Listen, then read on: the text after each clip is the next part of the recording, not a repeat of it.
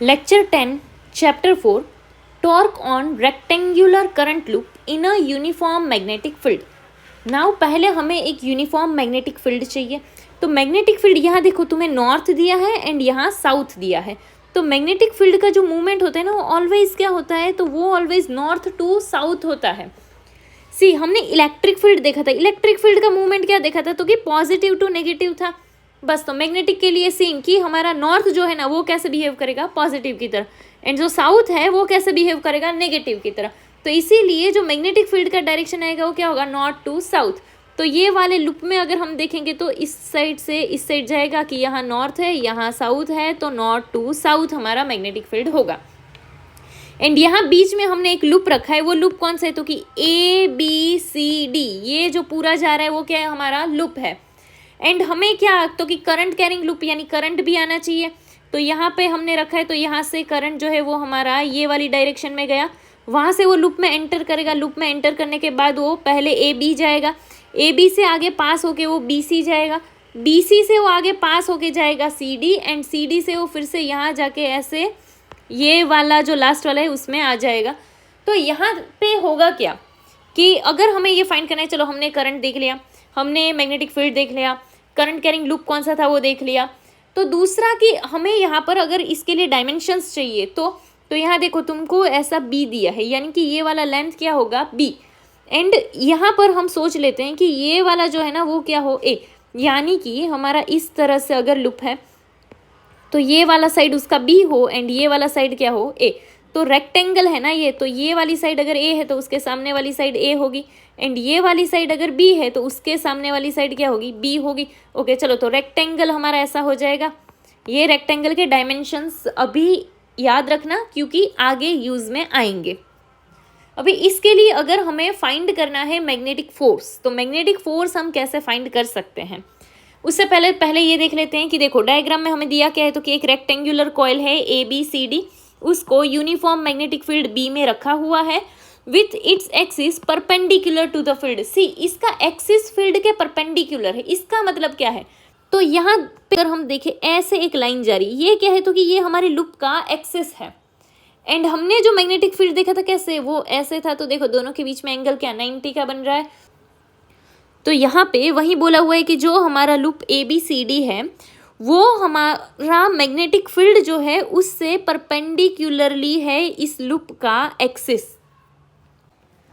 फिर current flow हो रहा था ऐसा हमने देखा था, तो क्या, तो कि current flowing through the coil ABCD, and वो करंट कितना है, तो कि I है। फिर दूसरा हमें यहाँ क्या दिया है, तो कि AB एंड CD जो है उसका क्या है, लेंथ B। तो हमने यहाँ पर वही चीज़ देखी कि ये एंड ये वो दोनों क्या हो, B हो। फिर AD एंड BC वो क्या है, A। तो यहाँ पर वही देखा कि ये जो है हमारा BC था एंड ये वाला जो था वो AD था, तो वो दोनों कितना हो गया, दोनों का लेंथ A। तो एरिया अगर हम फाइंड करें, सी रेक्टेंगल का एरिया क्या होता है, तो कि रेक्टेंगल का एरिया होता है लेंथ इंटू ब्रेड्थ। यहाँ पर डायग्राम में देखेंगे तो एक ये वाला एंड एक ये वाला, तो ये A एंड B दोनों मिला के एरिया आ जाएगा। तो एरिया A इक्वल्स टू क्या आ जाएगा, AB। नाउ अगर हम देखें तो यहाँ क्या है, तो कि field exerts no force on two arms AD and BC, यानी क्या, तो कि जो हमारे AD एंड BC है लूप में अगर हम देखेंगे ऐसा लूप था, तो ये वाला क्या था उसका AD है एंड ये वाला क्या है, BC है। तो ये दोनों जो आर्म्स है उस पे फोर्स एक्सर्ट नहीं होता है ना, इस पे फोर्स एक्सर्ट क्यों नहीं होता है, ऐसा तो क्या हो गया इसमें। तो अगर हम मैग्नेटिक फोर्स का फॉर्मूला देखते हैं तो हमारा मैग्नेटिक फोर्स का फॉर्मूला था क्या, तो कि IA क्रॉस B, एंड इसको हम ऐसा भी लिख सकते थे कि IAB साइन थीटा, ऐसा भी लिख सकते हैं ना। ये है क्या, तो चलो ये A जो है वो लेंथ वाला था एंड ये B जो है वो क्या था, मैग्नेटिक फील्ड। तो यहाँ पे देखो कि हमारा ये जो ऐसे लूप है ना, उस लूप में मैग्नेटिक फील्ड ये डायरेक्शन में है एंड उसका ये वाला पार्ट भी तो यहाँ पर है, दोनों के बीच का एंगल कैसा हो गया, तो कि 0 हो गया। एंड साइन 0 का वैल्यू क्या होता है, 0 होता है। सेम चीज़ ये नीचे वाले में भी होगी कि जैसे देखो ये नीचे वाला यहाँ पर मैग्नेटिक फील्ड इस डायरेक्शन में एंड ये लूप का ये वाला साइड जो है आर्म जो है वो भी यहाँ पर एंगल कितने का बन गया, तो कि 0 का बन गया। तो इसीलिए हमारा साइन 0 का वैल्यू 0 आ जाएगा। तो इसी सेंस से यहाँ पर भी फोर्स 0 होगा। ओके सो यहाँ पर देखो क्या है, तो कि because vector A and vector B both are parallel to each other, so हमारा ये जो है ए एंड बी ये दोनों क्या है, तो कि एक दूसरे से पैरेलल है, इसीलिए यहाँ पर जो है हमारा साइन जीरो आ गया। तो यहाँ पर साइन जीरो यानी कि जीरो एंड ये मल्टीप्लीकेशन भी जीरो, तो ये हमारा जीरो आ गया। दोनों आर्म का फोर्स, कौन से दोनों आर्म, तो कि A D and B C, ये दोनों आर्म का फोर्स जो है वो जीरो आ गया। इसको सपोज इक्वेशन 1 बोल दे। उसके बाद चलो हम दूसरी साइड जो बची है वो देखते हैं। दूसरी साइड कौन सी बची, तो कि A B and C D. A B यानी कि ऐसा वाला जो साइड था एंड सी डी यानी कि जो हमारा ऐसा वाला साइड है, मतलब कि दोनों ही ये वाले साइड, ये जो खड़े वाले साइड है वो। एंड उसके लिए एंगल देखे तो कितना होगा, देखो मैग्नेटिक फील्ड यहाँ से ऐसे था तो यहाँ पर 90 डिग्री का बन रहा है, क्योंकि एक ये एंड ऐसे तो 90 डिग्री बन रहा है। तो इसीलिए यहाँ पर कि पहले ए बी के लिए देखते हैं, तो ए बी साइड पे जो फोर्स आएगा वो क्या है, तो यहाँ पे हमारा क्या आई बी क्रॉस बी। अभी यहाँ पर बी क्यों लिया है, क्योंकि ये जो लेंथ था हमारा इतना, वो कितना था, बी था, इसीलिए यहाँ बी आया। एंड 90 डिग्री का एंगल है तो ऐसे भी लिख सकते हैं कि साइन पाई बाई टू, देखो पाई बाई टू यानी 90 ही होता है। एंड साइन 90 का वैल्यू क्या हो जाएगा 1, एंड 1 के साथ इसका मल्टीप्लाई यानी कि सेम, तो इसीलिए क्या आ गया आई बी बी। इसको हमने क्या बोल दिया, इक्वेशन 2। तो ये किस साइड के लिए आया, ए बी के लिए आया। नाउ उसको हमने क्या बोल दिया, फोर्स F1। सेम वे हम फाइंड करते हैं फोर्स F2। F2 कौन सा, तो कि ये जो दूसरा वाला था CD वाले के लिए, CD वाला जो आर्म था उसके लिए अगर हम फोर्स फाइंड करते हैं तो यहाँ पर भी क्या आई बी क्रॉस बी आ जाएगा। अभी ये बी क्यों आया, क्योंकि रेक्टेंगल था, रेक्टेंगल में ऐसे सामने सामने वाली साइड सेम होगी। तो यहाँ पे एंड दोनों के बीच का एंगल क्या, जैसे अभी ही हमने समझा यहाँ पर कि ये ऐसे परपेंडिकुलर होगा तो एंगल 90 डिग्री का होगा, तो साइन पाई बाई 2 आ गया। साइन पाई बाई 2 का वैल्यू 1 होता है एंड 1 के साथ मल्टीप्लाई यानी ये सेम आंसर आएगा, तो इसीलिए आई बी बी आ गया। तो ये हमें F2 मिल गया, बट F1 भी तो उतना मिला था, तो हम यहाँ क्या बोल सकते हैं, तो कि F1 इक्वल्स टू हमारा क्या है, F2 आ गया। अगर हम लूप को फटाफट समझ लेते हैं, ऐसे लूप था हमारा ABCD, ठीक है, एंड यहाँ से उसका ऐसे एक्सिस था।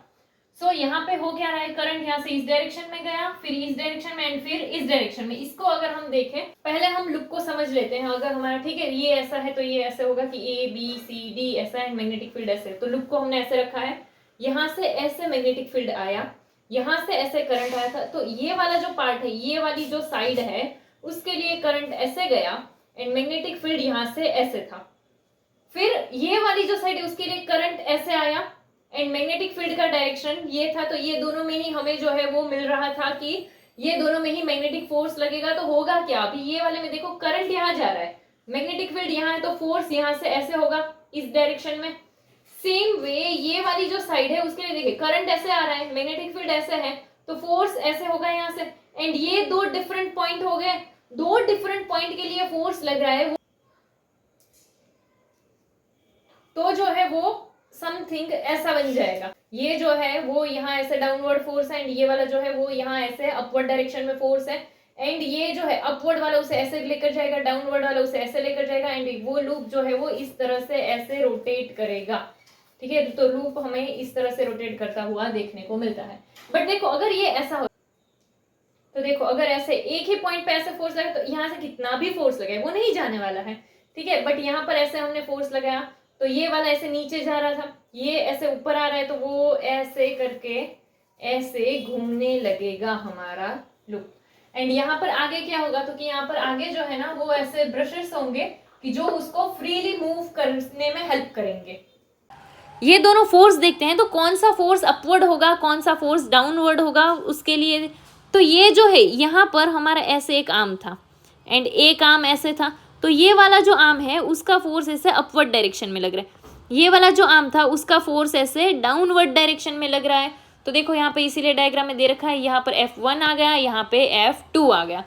तो यहाँ पे देखो ये जो है हमारा अभी A/2 आया, वो अगर हम देखें तो जैसा हमारा लूप है ना वो यहाँ ऐसे इस तरह से सपोज हमारा लूप था, तो यहाँ पर A वाला था, तो सामने भी क्या A वाली साइड ही होगी। तो ये जो है हमारे लूप का एक्सिस था, तो यहाँ पर पूरा अगर A था तो वो हाफ हाफ में डिवाइड हो गया, इसलिए क्या आ गया A/2 एंड A/2। तो यहाँ पे हम क्या बोल सकते हैं, फोर्स कितना हुआ। तो देखो एक फोर्स ऐसे है एक फोर्स ऐसे है, यहाँ पे जो फोर्स था वो F1 है, यहाँ पे फोर्स F2 है, दोनों अपोजिट डायरेक्शन में, एंड साथ में ही दोनों का मैग्नीट्यूड भी कैसा होगा, तो कि इक्वल होगा। तो opposite in direction and equal in magnitude, total force होना क्या चाहिए, 0 होना चाहिए। तो यहाँ पर हमारा जो नेट फोर्स है लूप के लिए वो क्या हो जाएगा, वो 0 हो जाएगा। चलो, तो हमारा फोर्स तो 0 होगा, बट फिर भी यहाँ पर हमें एक चीज देखने को मिलेगी, वो क्या होगा, तो कि यहाँ टॉर्क प्रोड्यूस होगा। नाउ टॉर्क कैसे प्रोड्यूस होगा, तो देखो हमने फर्स्ट चैप्टर से ये देखते आ रहे हैं, सेकंड चैप्टर में भी देखा था। तो क्या था, तो कि अगर ऐसे है, अगर ए से सेम पॉइंट पे फोर्स लगा तो फिर जो है उसका रिजल्टेंट फोर्स 0 आ जाएगा, एंड साथ में टॉर्क भी 0 आ जाएगा, क्योंकि दोनों अपोजिट डायरेक्शन वाले फोर्स है, एक ही पॉइंट पे लग रहे हैं। बट जब वो दोनों फोर्स जो है वो अगर अपोजिट पॉइंट पे लगने लगे, यानी क्या हो जाएगा, तो कि यहाँ पर टोटल फोर्स जो है ना, वो इस केस में टोटल फोर्स तो 0 हो जाएगा, बट टॉर्क का वैल्यू 0 नहीं होगा। उसका रीजन क्या है, तो कि ये वाला फोर्स ऐसे नीचे की साइड धक्का दे रहा है, एंड ये वाला उसको ऊपर की साइड धक्का दे रहा है, तो इसीलिए ये यहाँ से ऐसे घूमेगा, ये यहाँ से ऐसे घूमेगा, तो ये तो ऐसे घूमने लगा सर्कल में। बट यहाँ पे ऐसा क्यों नहीं हो रहा था, तो कि ये यहीं धक्का दे रहा था, ये यहीं, दो लोग अगर एक सामने ही धक्का दे रहे हैं तो वैसे भी कुछ नहीं होगा, तो इसीलिए इसमें टॉर्क 0 हो गया था, बट इसमें टॉर्क 0 नहीं हुआ। याद रखना है, अगर दो डिफरेंट पॉइंट पे फोर्स लग रहा है तो टॉर्क प्रोड्यूस होगा, सेम पॉइंट पे है तो टॉर्क भी 0 हो जाएगा। इसमें दो डिफरेंट पॉइंट आ गए ना, एक ये वाला पॉइंट, एक ये वाला पॉइंट, दो डिफरेंट एंड वाले पॉइंट आ गए। चलो, यानी टॉर्क तो प्रोड्यूस हो रहा है। तो टॉर्क के लिए अगर हम देखते हैं तो F1 एंड F2 फोर्स की वजह से टॉर्क प्रोड्यूस हो रहा है। सो यहाँ पर जो है ये हमें ये वाले डायग्राम में टॉर्क के जो F2 वाला फोर्स था वो अपवर्ड डायरेक्शन में था, F1 वाला फोर्स डाउनवर्ड डायरेक्शन में था, तो इसीलिए ये घूमेगा वो कैसे, तो कि यहाँ से ऐसे जाएगा एंड यहाँ से ऐसे जाएगा, तो वो इस तरह से घूमेगा। चलो, उसका घूमने का मोशन कौन सा होगा, तो कि एंटी क्लॉकवाइज होगा। एंटी क्लॉकवाइज पता चलता है ना, घड़ी जैसे घूमती है उसकी अपोजिट साइड, देखो घड़ी जो है यहाँ पर ऐसे हो तो ऐसे घूमती है, हम कैसे घूम रहे हैं, ऐसे, इसीलिए ये कौन सा हो गया, एंटी क्लॉकवाइज। नाउ तो टॉर्क जो है वो दोनों आर्म्स की वजह से प्रोड्यूस होगा, कि चलो इसकी वजह से यहाँ ऐसे नीचे जा रहा था, इसकी वजह से जो है वो ऊपर जा रहा था, तो यहाँ पर प्रोड्यूस हुआ टॉर्क को τ1 बोल दे, यहाँ पर जो है वो τ2 बोल दे, तो जो रिजल्टेंट फोर्स आएगा हमारा वो दोनों के सम के इक्वल आएगा, इसीलिए टाउ इक्वल्स टू क्या हो गया, तो कि τ1 प्लस τ2। अभी टाउ जो है ना ये क्या टॉर्क है, एंड टॉर्क क्या है, तो कि रोटेशनल फोर्स है। तो यहाँ पर क्या सिर्फ जो है वो जितने एक्सिस के हिसाब से, कि यहाँ इतना था एंड ऐसे बीच से उसका एक्सिस था, तो यहाँ कितना था, तो कि a/2, एंड यहाँ कितना था a/2, और इसी से घूमेगा, मतलब वो ऐसे ही सर्कल बनाएगा। यहाँ से अगर देखे तो ऐसे ही सर्कल बनाएगा, तो उसका रेडियस कितना हो जाएगा, तो कि इतना ही रहेगा, वो कौन सा है, a/2, इसीलिए यहाँ पर क्या आ गया, F1 a/2 प्लस यहाँ पर क्या आ जाएगा, F2 a/2। Now F1 and F2 दोनों का वैल्यू क्या था, इक्वल था। F1 का वैल्यू जो था वो क्या था, IBB, F2 का भी क्या था, IBB, एंड यहाँ से a/2 वैसे का वैसा ही रहा। चलो, तो यहाँ पर दोनों का क्या करना है, प्लस करना है। प्लस के लिए थोड़ा सा ध्यान रखना, जैसे देखो हमारा था क्या, IBBA/2, ऐसे भी लिख सकते हैं। प्लस क्या हो जाएगा, IBBA/2, तो दोनों का डिनोमिनेटर सेम है, उसको एक बार लिखेंगे, एंड इन दोनों का प्लस, यानी ये एक बार एंड ये एक बार, 1 एंड 1 2, तो यहाँ क्या आ जाएगा, 2IBBA, 2 क्या हो जाएगा, कैंसल, तो आया क्या, IBBA। तो चलो यहाँ पर देखो ये आ गया IBBA। यहाँ ये दोनों B याद रखना, ये B लेंथ है एंड ये जो बड़ा वाला B है वो मैग्नेटिक फील्ड है। तो ये जो A एंड B है उन दोनों को साथ में ले आते हैं। अभी इन दोनों को साथ में ले आए, इतना भारी लॉजिक क्यों लगाया हमने, तो कि यहाँ पे हमने स्टार्टिंग वाले में देखा था, देखो ये रहा एरिया क्या था, AB, तो AB अगर साथ में ले आए तो वहाँ एरिया डाल सकते हैं ना। चलो, तो ये AB दिखा, वो AB दिखा, तो वहाँ पर हम डाल देते हैं A, फिर यहाँ से आया B, यहाँ से आया I, तो क्या हो गया, IAB। चलो, तो ये हमें क्या मिल गया, हमें मिला ये टॉर्क, तो टाउ इक्वल्स टू क्या हो जाएगा, IAB, इतना आ गया हमारा। एंड ये A जो है वो क्या था, तो कि एरिया ऑफ रेक्टेंगल।